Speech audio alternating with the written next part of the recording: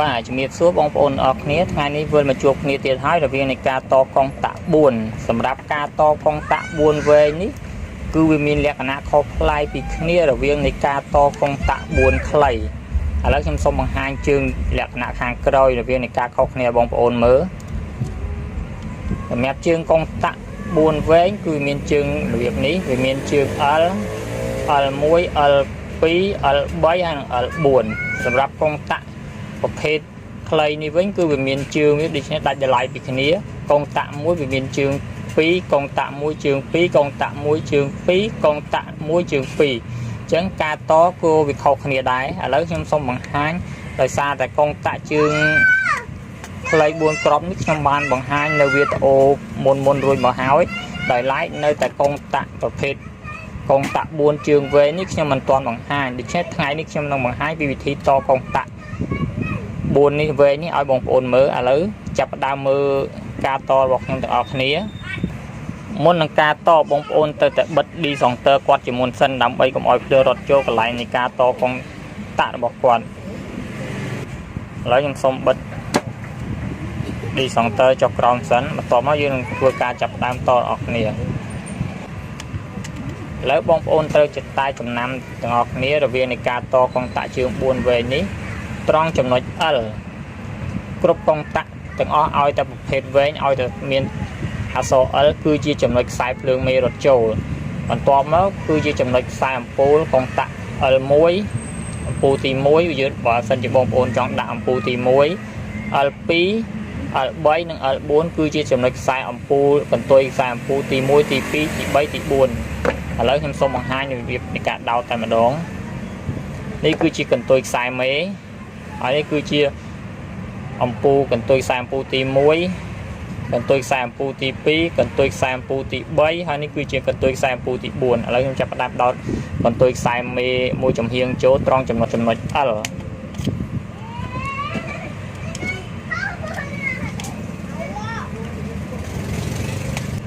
រួចរាល់ហើយតបមកត្រង់ចំណុច L1 L1 ដាក់កន្ទុយខ្សែអំពូលទី1ចូល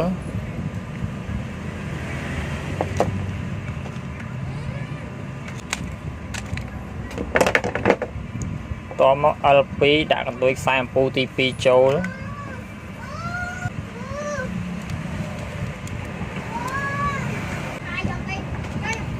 បន្ទាប់មក L3 ដាក់កន្ទុយខ្សែអំពូលទី3ចូល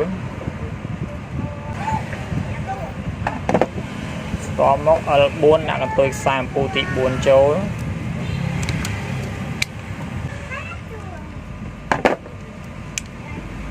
ឥឡូវនេះកន្ទុយខ្សែ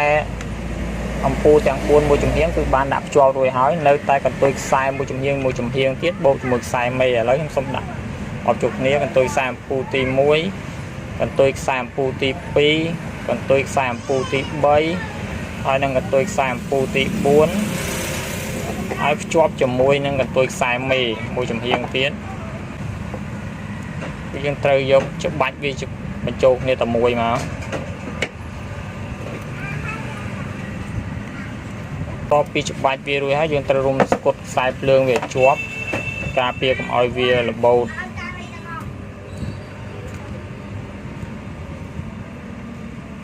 បាទឥឡូវនេះការតកងតាក់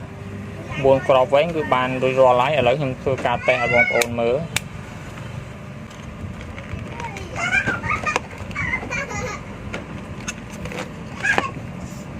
សម្រាប់ខាងបងប្អូនវិញគឺទៅបើកD-Center ឡើងវិញដើម្បីឲ្យភ្លើងរត់ចូល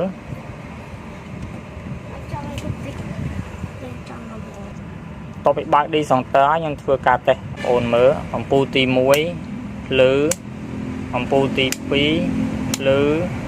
អំពូលទី3ភ្លឺអំពូលទី4ក៏ភ្លឺដែរដូច្នេះការតកងតាក់របស់ខ្ញុំគឺបានបញ្ចប់ប៉ុណ្នេះហើយសង្ឃឹមថាបងប្អូនមើលវីដេអូរបស់ខ្ញុំនេះហើយបងប្អូនដែលមិនទាន់ចេះតនឹងអាចតទៅខ្លួនឯងបានជាចុងក្រោយសូមបងប្អូនជួយចុច like និង subscribe វីដេអូរបស់ខ្ញុំម្នាក់មួយផងដើម្បីទទួលបានវីដេអូថ្មីៗបន្ថែមទៀតសូមអរគុណសូមជម្រាបលា